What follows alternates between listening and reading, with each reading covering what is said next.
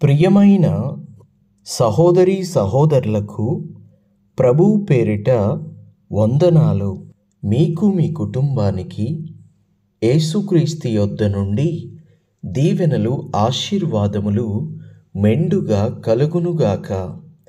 మీలో కొంతమంది ఎంతో మంచి మనస్సుతో ఈ భారభరితమైన పరిచర్యను బలపరుస్తున్నారు. అందును బట్టి దేవుడు మిమ్మును, మీ కుటుంబాన్ని, మీ బిడ్డలను ఇహమందు పరమందు బహుగా దీవించి ఆశీర్వదించునుగాక. ఈరోజు యేసుక్రీస్తు యొద్ద నుండి మీకు బంగారు మాట, దేవుని వాగ్దానము. మత్తయి సువార్త 5వ అధ్యాయము 20వ వచనము.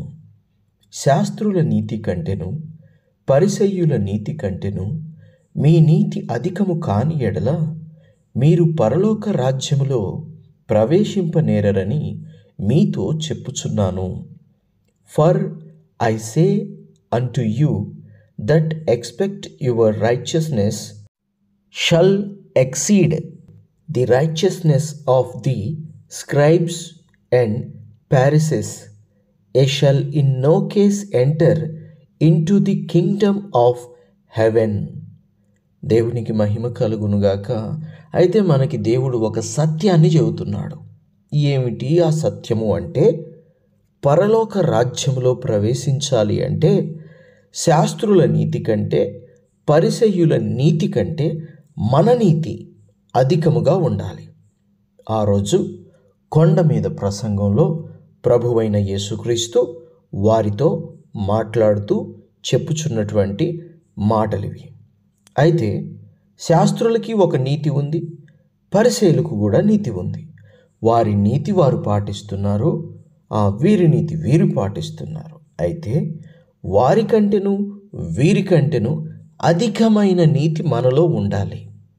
మనమెవరం? దేవుని బిడ్డలం, క్రైస్తవులం. క్రైస్తవులు అనగా క్రీస్తుని వెంబడించేటువంటి వారము.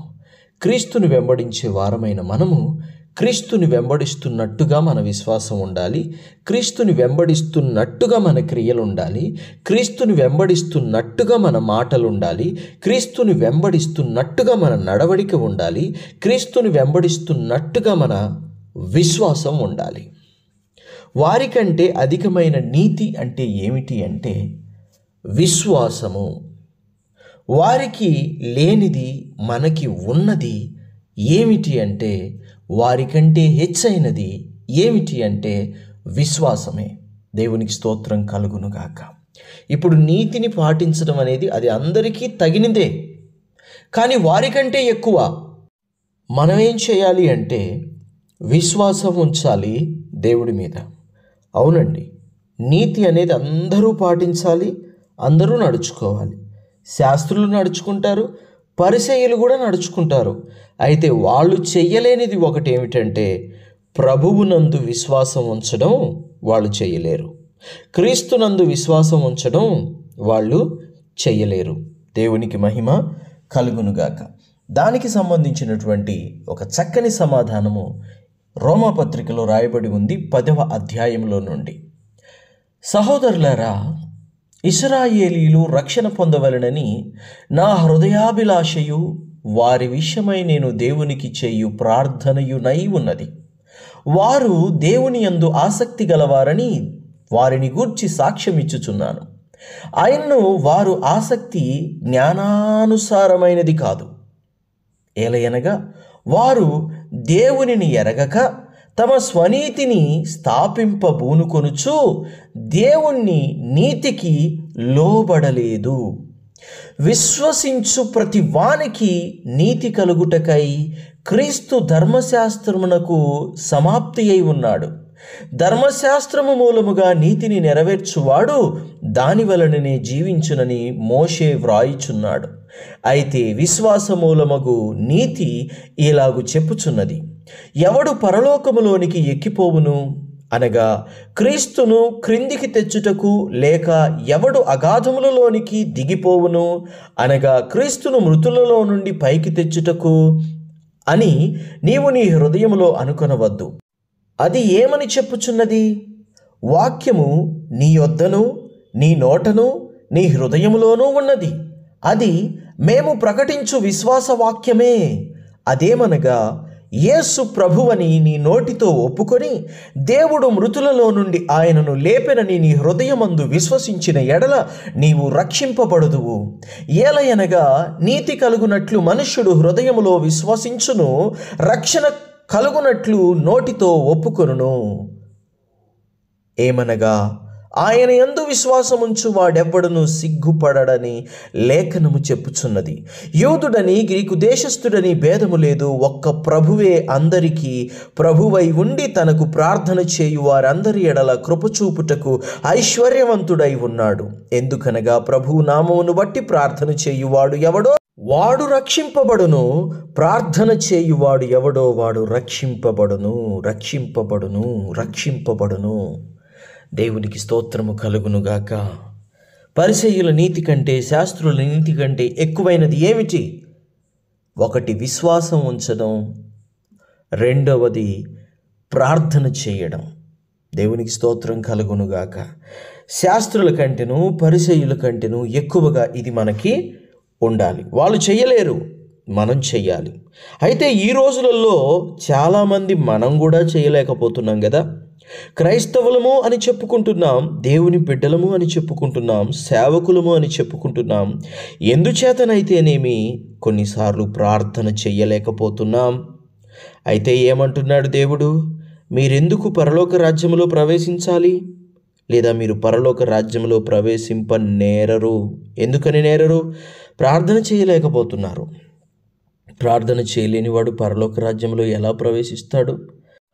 అందుకని ఎంత బిజీగా ఉన్నా, ఎంత పనిలో ఉన్నా దేవుడికంటూ ఒక సమయాన్ని కేటాయించుకొని ప్రార్థన చేయండి. అప్పుడు నీ ఆత్మీయత స్థిరంగా ఉంటుంది. ఒక్క గడి అయినను మెలకువగా ఉండి ప్రార్థన చేయలేరా అన్నాడు ప్రభు. ఈరోజు ప్రభు మరలా నీతో మాట్లాడుతున్నాడు. ఒక్క గడి అయినను మెలకువగా ఉండి ప్రార్థన చెయ్యవా? దేవునికి స్తోత్రం, హల్లెలూయా. అయితే ఇక్కడ 8వ వచనము 9వ వచనము మనకి చాలా ముఖ్యమైన విషయాలు. ఏమిటనగా, వాక్యము నీ యొద్దను, నీ నోటను, నీ హృదయంలోనూ ఉన్నది. అది మేము ప్రకటించు విశ్వాస వాక్యమే. అదేమనగా, యేసు ప్రభువని నీ నోటితో ఒప్పుకొని దేవుడు మృతులలో నుండి ఆయనను లేపెనని నీ హృదయమందు విశ్వసించిన ఎడల నీవు రక్షింపబడుదువు. దేవునికి మహిమ కలుగునుగాక. అయితే వాళ్ళు ప్రకటిస్తున్న వాక్యమట యేసు ప్రభువని ఒప్పుకునే వాక్యమట. అంతేకాకుండా యేసుని మృతులలో నుండి దేవుడు లేపాడు అని విశ్వసించవలసినటువంటి వాక్యమట. ఆ వాక్యమే మనకి రక్షణ కలుగజేస్తుందని దేవుని వాక్యం సెలవిస్తోంది. అయితే ఈ వాక్యాన్ని ప్రకటింపకపోతే ఎలా ప్రజలు వింటారు? ఇదే అధ్యాయం 15వ వచనంలో రాయబడి ఉంటుంది ఈ మాట. ప్రకటించువారు పంపబడని ఎడల ఎట్లు ప్రకటించుదురు? ఇందు విషయమై ఉత్తమమైన వాటిని గూర్చిన సువార్త ప్రకటించు వారి పాదములెంతో సుందరమైనవి అని వ్రాయబడి ఉన్నది. 17వ వచనం. కాగా వినుట వలన విశ్వాసము కలుగును, వినుట క్రీస్తును గురించిన మాట వలన కలుగును. దేవునికి స్తోత్రం కలుగునుగాక. 3 విషయాలు. 1, సువార్త ప్రకటించే వాళ్ళు పంపబడాలి. 2వది, సువార్త ప్రకటించే వారి పాదములు ఎంతో సుందరమైనవి. 3వది, వినుట వలన విశ్వాసము కలుగుతుంది. ఆ వినుట క్రీస్తును గురించిన మాట వలన విశ్వాసము కలుగుతుంది. విశ్వాసము కలిగి ఉండడమే పరిసయ్యుల నీతి కంటే అధికమైన నీతి, శాస్త్రుల నీతి కంటే అధికమైన నీతి. దేవుని బిడ్డ, నీవు విశ్వాసము కలిగి ఉన్నావా? నీతి కలిగి ఉన్నావా? ఆ నీతి కలిగి ఉంటేనే నువ్వు పరలోక రాజ్యములో ప్రవేశిస్తావు. కాబట్టి హృదయములో 2 నమ్ము, యేసు ప్రభువు. 2వది, దేవుడు క్రీస్తును మృతుల్లో నుండి లేపాడు. అవునా? అవును. దేవునికి మహిమ కలుగునుగాక. ప్రార్థన.